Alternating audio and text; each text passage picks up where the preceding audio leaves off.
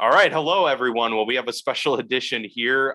We don't typically do previews, but obviously it's an important week, Mark, because your Bears take on my Steelers at Heinz Field. And myself and Grace Runkle will be at the game, first experience there in Pittsburgh. So I am looking forward to it. You've never been to a game in Pittsburgh yet? Never been to a game in Pittsburgh. I have been outside of Heinz Field to take a picture on our way to Canton, Ohio, but that is the only exposure to that stadium I've had. So that's awesome. Your girlfriend gets Girlfriend of the Year award then for having she's gonna be like, I'm with a grown man who's crying as he walks into Heinz Field. We got two terrible towels for it as well, so we're gonna come fully prepared. Gotta eat it. You get to be there live for Renegade. Yes, I can't wait for that. That's gonna be fantastic. And eat some Permane Bros, the famous sandwich shop there. So I'm looking forward to that. I've never even been to Pittsburgh. That's like one of the very few American cities that it's like I've never even stepped foot in at all. I've been so many amazing places in this country and luckily in other parts of the world as well. But Pittsburgh's one of those cities I just never been to. It's so high on my list to go for Permane Brothers sandwich. And everyone talks about how fun of it, just like a getaway weekend type city would be. Yeah. Or like, in PNC Park where the Pirates play? Is a cool stadium. It looks like an awesome park. Yeah, it's all a great Definitely. area. So I'm very excited for you, but hopefully you'll be very sad at the end of the game. Yeah, well, hopefully several Iron City beers will help temper that a little bit, or it'll make it worse. So we'll see how it goes. But yeah, we had talked and alluded to at the last episode that we were going to have to do something special for this matchup. So we came up with a little bit of a mayor's bet that we're going to introduce here. So I'll give you the floor to kind of tell our listeners and viewers what we've got coming up on our next episode. First off, is that a Palomalu jersey? I just want to make sure. It is a Palomalu jersey. Yeah, 43, absolutely. There you go. I'm probably going to wear my Claypool jersey next week, though. Oh, okay. Or tomorrow, I should say. It was a tough decision. I got 4 jerseys, but was definitely not going to wear the Antonio Brown one. No. That's we'll move on from that one as well. Absolutely. So the bet is we talked about this. We think we want to do something that will cause the other one even more pain, because why not? If your team loses, you'll be in pain. Let's add pain on top of it. Yeah. This is something we both shy away from. I'm pretty sure, right? I never, ever, ever go order this like just for fun or anything like that. Yeah, same with me. I'm not. I dip my toe in this arena, but that's about as far as I go with it. So I think both of us will be. This is not going to be easy for either of us. So what we've agreed to is the loser. If the Bears lose, then I have to do it. Obviously, if the Steelers lose, Dan has to do it. The loser will have to eat 6. We didn't talk about this yet, but I'm going to say I want this as a part of stipulation. 6 bone-in. Okay, yeah. Bone-in Blazing Carolina Reaper wings from Buffalo Wild Wings. Now, Buffalo Wild Wings, not a sponsor. Wish they would be. Get on the train, Buffalo Wild Wings. While it's hot. Let's go. Get on the train. Listen, we're running out of ad space. We're getting bought up left and right here. But I think I would love to support a local place, but we live in 2 different parts of the world where there's no way we could both justify the local place. But we both have a Buffalo Wild Wings near us. So 6 Blazing Carolina Reaper. That is the hottest wing sauce that the Buffalo Wild Wings offers. It's not a dry seasoning, so it's actually the wet sauce. I have never done it before because I just have zero desire to do the spicy, but we had to eat them during the next episode. So as we're trying to recap the week, you have that whole episode to try to finish the 6 wings. My immediate Mark, I just looked up. Oh, I wish I didn't look this up. What, the Scoville units? Yes. I don't want to know. It's probably like I've never. 2 million Scoville units, dude. Right. You're allowed to have. I think you should be allowed to have milk, whatever you want with it. I don't care what you bring to the table: ice, water, milk, beer. For all I care, I think anything is fair game during that. It's going to be brutal either way. That it's not going to help that much. So I think we should give ourselves a little bit of leeway on that. I agree. I think in fairness to us both as well, we're not having. There's nothing that goes in the bets here. There's nothing coverage. Just winning team, losing team. Yeah. There's no backing out. What I would say is my immediate strategy would be to try to get them down as quickly as possible. I don't want to linger. I'm not going to try to eat them quickly. I want to be done by minute 3 of the show. That's my strategy. And then be chugging milk, like a half gallon of milk the rest of the show. But I'm actually not too concerned. Dan, as far as the game goes, are you concerned about your Steelers losing at home to my Bears? Well, I'm absolutely concerned because I'm concerned about any game that the Steelers play in because it's never easy. They never win easy. Right now. It's always close. It doesn't matter who they're playing. So I'm obviously nervous about that. I will say, though, in terms of the bet and if I, were to bank on something, I feel pretty confident, going into this game that if we had to pick one side or the other, I'm pretty confident that, the Steelers will win this one. It's a home game. They're coming off of an emotional win, trying to, gather some momentum that they've begun to create. 2 weeks off of a bye. I do feel fairly good about it. I am worried, though. It looks like David Montgomery is going to play. And so that's concerning because obviously the Bears run the ball very well, and they could easily control the, time of possession if the Steelers defense doesn't answer the bell. So that is my concern, certainly going into this one. I'm really glad. I actually think this is it'd be one of those things where I wouldn't agree to this bet if it was last year when your Steelers were 8-0 and you know what I mean? And riding high and my Bears are struggling with Nick Foles. So I think the teams are in a fairly decently equal spot to make this bet. I think it does favor you a little bit. Obviously you're at home. No Khalil Mack, even though you get David Montgomery back, no Khalil Mack, it looks like for the Bears. That hurts. I will say this, why I feel fairly confident, or at least what I'm convincing myself of confidence in. The Bears defense usually bounces back well from a bad game. They did not have a good game at home against the Niners. I think this Bears defense can get pressure on the quarterback even without Khalil Mack. I think you'll see them maybe blitz a little bit more, get a little bit more exotic and try to make up for that. They didn't get enough pressure without Mack last week. So I'm excited to see what they change up going into this week, especially with the Steelers offensive line that is a little shaky and Ben, who's very immobile. And the other offensively, while obviously Montgomery's back, that's exciting for me. I really think the Bears found something with Justin Fields running the football last week. So definitely, that's what I'm crossing my fingers on, that Justin Fields can make a play or two running the football, feels a little bit more confident of hey, this is how you run the ball effectively in an NFL game versus the college game where, you can drop back and just wait and then take off because you're faster than guys. But no, in the NFL game, if you're going to run the ball as a quarterback, you got to be decisive because you do have speed on those guys, but it's not much. And so you got to be just that step ahead of them. So I feel good about those things. What also I will say this is these are two low scoring teams. I'm not worried necessarily that the Steelers will be up, can put up 35. The Bears can keep it within 24 under. My Bears team, as offensively challenged as they are, I think they can get to 24 points against the Steelers defense if they play really well. And in primetime, the Bears historically in the Matt Nagy era don't struggle as much on primetime as you'd think. And I think Justin Fields, he's never had the primetime moment yet. I think he may be raised the occasion. Again, this is all me talking myself into this, but those are the things I'm banking on for a Bears win. Did you mention Khalil Mack coming back, or he's out from the last? Okay, I just wanted to make sure. Yes, he has been ruled out.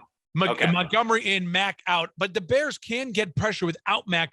They didn't get enough last week, but also I think the exotic run schemes really hurt them against the Niners versus Pittsburgh just doesn't run the football that way. So even though Najee Harris is a beast, and I think Najee Harris could be a huge difference maker in this game, can the Bears I hope the Bears can make Ben Roethlisberger throw it over 40, 45 times. I think that's going to be the game plan that I want to see out of Pittsburgh as opposed to Najee Harris just running it down my throat. Yeah, right. And I think that is the way that you kind of have to approach this one. And the thing is, too, with the back end for the Bears, the strength of this team is the front seven. And the Steelers, it's not like they're man beaters and big play threats very often. So really the quick game and stuff like that suits the Bears defense in this one because all of their talent rests within that defensive line and linebacker core. Eddie Jackson, doubtful for this one. Yeah, I know. But he's been having kind of an up and down year so far. Yeah. No Nick Foles. He's out. So that's important to mention. Dang. All right. Well, okay. Darnell Mooney, questionable. I think that will be actually pretty important for them because obviously there's that rapport that he's already created with Justin Fields and Allen Robinson. I think it could be I think that could be a benefit for the Bears as a big Allen Robinson game. I mean, that's true too. They could have to focus on it. It may have forced chemistry this week and working on things of like, hey, here's the things, Justin, that Allen more so we can find out. So we'll see. Obviously, that's all concerning. Yeah, for sure. Another thing to add to it, Mark, is Mike Tomlin has never beat the Bears. Really? So never beat the Bears. They have lost 3 times in 2009, in 2013, and in I think it was 2017. So yeah, the last time the Steelers beat the Bears was the Jerome Bettis running over Brian Urlacher at the goal line game back in 2006. It was a great game with 2 Hall of Famers. Now you can look back at their careers to the 2 Hall of Famers going head to head. Yeah. Yeah. Epic moment. And the 2, defensive cities playing in snow, and winning a trench battle like that. Pretty cool. One of the things I'm going to want you to tweet on out, and, our listeners always follow us on Twitter at Mark Hespin, at Dan Vasco. The Bears travel really well. Bears fans travel really well. But the Steelers, I mean, besides probably the Packers, the Steelers, Packers, I'd say the Bears are closer to the top 5, but the Steelers and Packers are definitely the 1 and 2 fan bases for traveling and having great home field as far as selling out stadiums. It'll be really interesting. Let me know what kind of Bears crowd there is there in Heinz Field, because Bears travel really well. It's not that bad of a drive from the Chicagoland area to Pittsburgh if you're trying to make it and travel, especially for a Monday night game. That'll be to me, it'll be really interesting, but it's going to be fun to watch, and I'm very jealous that you're going to be there. We'll be making a tour as well because we're connecting both ways. So connecting through Washington, D.C. on the way to Pittsburgh tomorrow, and then connecting to Chicago on the way back home. So we're going to get like the full round there. But yeah, to get to connect back to Chicago, hopefully I'll get to do that wearing my Steelers jersey with a win, and I'll get to kind of rub it into those people at O'Hare. Not like they care at all, but it's just an added moment there for Pittsburgh. So kind of just looking at the game as a whole, your expectations, like how do you see this one playing out? I know we kind of mentioned it's probably going to be a close game, low scoring. What are your predictions, like taking off the Bears hat for a moment and me taking off the Steelers hat? How do you envision this game playing out? And the Steelers coming into this one as 6.5 point favorites. Well, I definitely think I think the Bears will win. And I think it's going to be an under game. I think the over is 39. That's really low. But I see this game crazy. I see this game is a 20-17 type of slugfest. Both teams wanting to establish the run. Both teams, I think there's going to be a lot of sacks in this game, both ways. I really do. I think that both offensive lines will have rough days when they're trying to pass block. I think both offensive lines will have pretty decent days when they're trying to run block. I think Najee Harris, David Montgomery, Khalil Herbert, you're going to see a lot of those names. And it's going to come down to who turns the ball over in the second half. Does Ben throw a pick?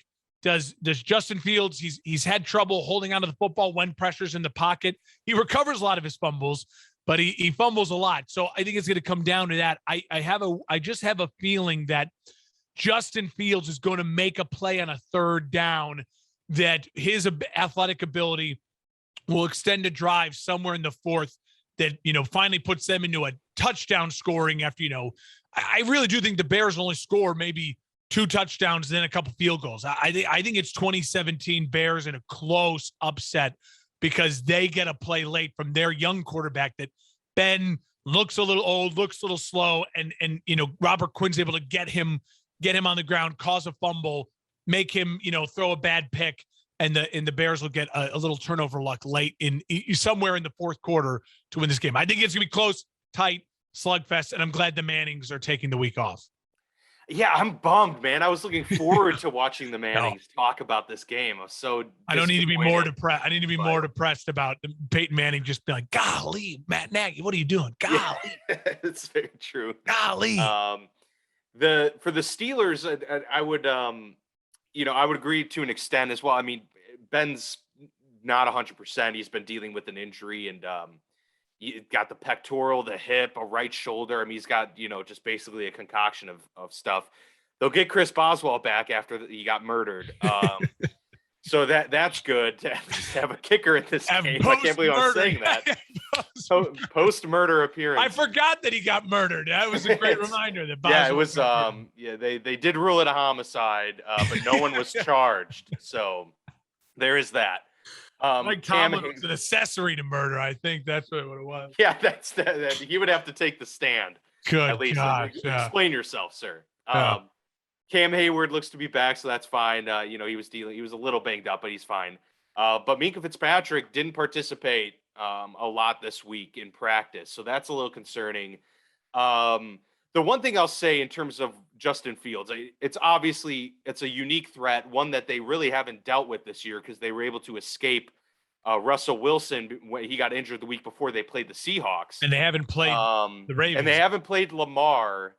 But obviously, I think the experience of having to play Lamar 2 times a year, most of the defense has been used to that. So I think that will provide a little bit of cushion and comfort, but at the end of the day, it's still just hard when you face, like, if you don't have a guy in practice that has that ability, you can't really prepare for that exposure. And so Justin Fields obviously has that unique ability, especially just like off script, right? That's kind of where he's been creating a lot of these things.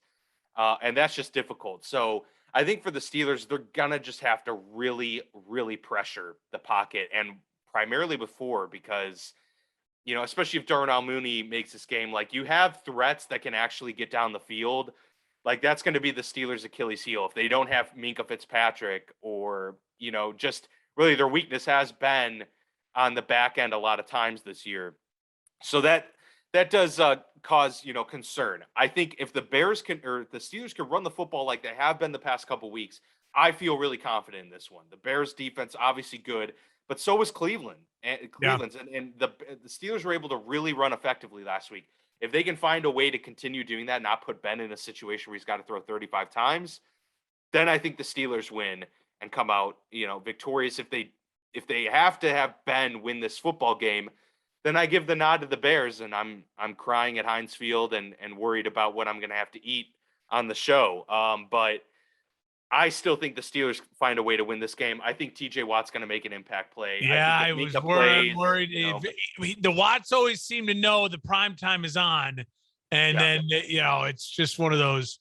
And you mentioned it, Justin Fields has been prone to the fumble. Like TJ Watt's amazing at forcing getting those. The ball out. I could very well see a situation where Justin's trying to wait too long for a play to develop. And here comes TJ Watt. He doesn't see him, and before you know it, it's game over. So, if my last point would just be this, I think the Steelers, the way that the Bears are not going to blow out the Steelers. This game could get very ugly if the Steelers attack the Bears' offensive line. And I mean, like, if I was the Steelers, I would bring pressure. I would just attack them. I'd say, I want Justin Fields to beat me over the top. Sacrifice, like make it happen. Who cares? I want to try to eat him alive. I want to attack this bad week. A rookie tackle who's only making his second career start. He's coming off an injury. Had missed the whole season so far. And a 40-year-old Jason Peters. I want to attack them. That's what I would do if I was Steelers. That's how this good game could be 24-6, 24-6. I mean, and that's how it could get ugly in that way. I still think the under is the play no matter what. Yeah, I don't see it getting to, I don't see 24-20. I just don't. I mean, these two teams want to play defense, run the ball, and unless it gets crazy turnovers, unless turnovers get crazy, but I don't want to predict that in my own peril. Yeah. So no surprise there. I'm taking the Steelers. Yeah. Mark's taking the Bears. And we'll see who comes out victorious. And obviously we will be reaping the consequences more than just on game day Carolina Reaper. Check in on our social media feeds. We'll be updating our episode this week is going to be a little bit different, obviously, because I'm going to be at the game Monday. We're not going to have a show Monday. I'll be flying back Tuesday. We probably won't have one Tuesday, so just keep tabs. We'll let you know what day this week that we're going to have it, and that will be the day that we put our taste buds to the test.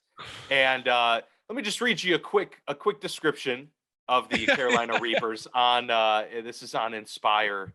They do kind of reviews and stuff like that. It said, for more than a decade, the Buffalo Wild Wings Blazing Challenge has taken down its fair share of competitors. But this year, they are changing things up with an all-new Blazing Challenge featuring the brand's Blazing Carolina Reaper sauce. The super spicy sauce measured at more than 2 million Scoville units and features the Carolina Reaper pepper, hot red pepper sauce, and roasted garlic. So there you go. We get a little garlic there. Yeah, it's adds the depth. Give some depth, some flavor there.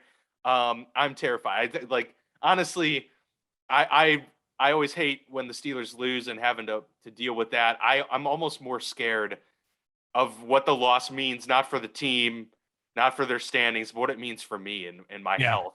What it means for my digestive health. Well, that's what I'm saying. Are we gonna have to shorten the episode? It might be. Are you a ranch or a blue cheese guy?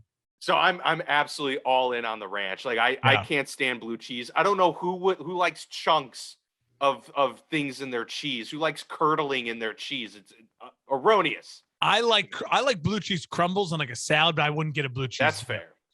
Will say. So we are going to allow the sauce. We'll allow some ranch. Okay. Yeah, right, gotta have I might bring a gallon of ranch in with a gallon of milk if this is what I'm doing. We're just hold up the wing. It's all just white ranch. Like can't even.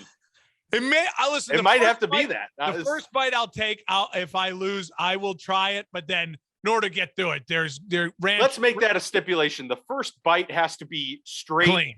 Raw, clean, and it's got to be one that's got a noticeable amount of the sauce. That's valid. And then from there on out, do what you got to do. Do what you got to do. Your strategy is interesting. I haven't decided on mine yet, but I think at the same time, because here's the thing, Mark, if you do that strategy where you just go all in right off the bat, the problem with that is that it's a lot of these spices tend to hit you 5-10 minutes later, where it's like full blast. If you go in hot, it's going to come back 10 times as harsh. I haven't decided whether or not I'm going to let it be a slow play and have milk throughout or go your route, but be interesting. I really hope it's you.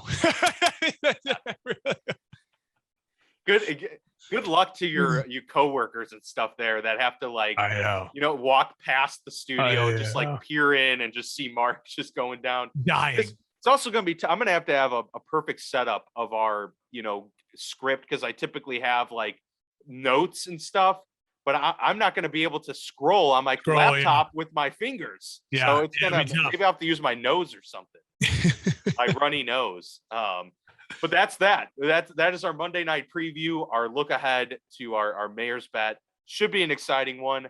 As always, be sure to check us out at Mark Espin, at Dan Vasco, at FB Lounge Pod for the updates on when you'll be receiving the show. But until then, have a great Sunday. It should be a good one this week, and a great Monday night as well.